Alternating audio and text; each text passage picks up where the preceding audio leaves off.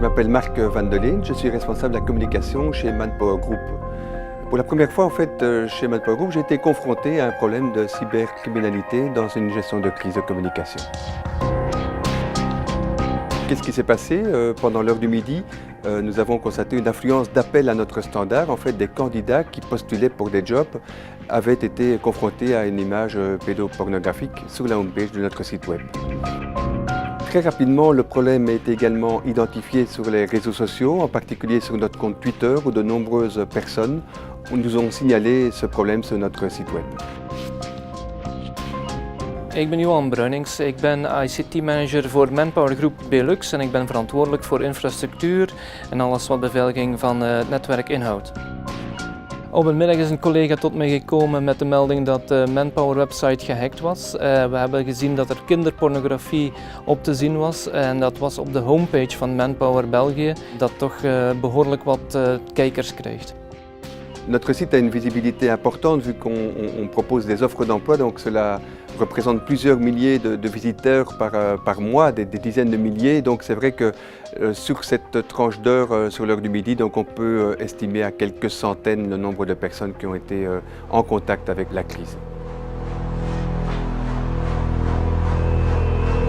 Et nous nous sommes demandé si la crise n'était pas une crise internationale et si Manpower, dans son ensemble, n'était pas l'objet de cette attaque. Et donc nous avons pris contact pour cela avec notre département international au niveau de l'IT afin d'identifier le problème. Et donc on a pu voir que le problème était uniquement circonstancié en Belgique. We zijn gaan achterhalen wat de oorzaak was. Eerste instantie hebben we niet gevonden dat het bij ons lag, dus dat de website content nog intact was. We zijn met de registrar gaan kijken en daar zagen we dat de DNS-entry veranderd was. We hebben dat terug hersteld en we zijn dan zo snel mogelijk overgegaan met contact te nemen met de federale politie, CERT en de Cybercrime Unit om dadelijk klacht in te dienen tegen onbekenden. On l'a échappé belle, je dirais, parce que c'est vrai que confronté à ce type de problème, on ne sait pas trop dans quoi on s'embarque et ça peut prendre très vite des proportions importantes. Donc imaginons si on n'avait pas pu résoudre le problème rapidement, vu le trafic qu'on a sur notre site et la notoriété qu'on a, ça aurait pu nuire à notre image.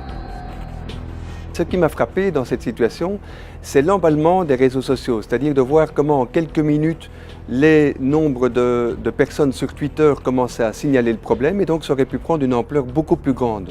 Alors nous avons également recontacté et contacté chaque personne qui nous a signalé le problème via notamment le compte Twitter, de façon à les remercier de nous l'avoir signalé. Je pense que ça fait partie d'une vigilance collective dans la société de signaler aux opérateurs ou aux entreprises qui sont confrontés à ce problème.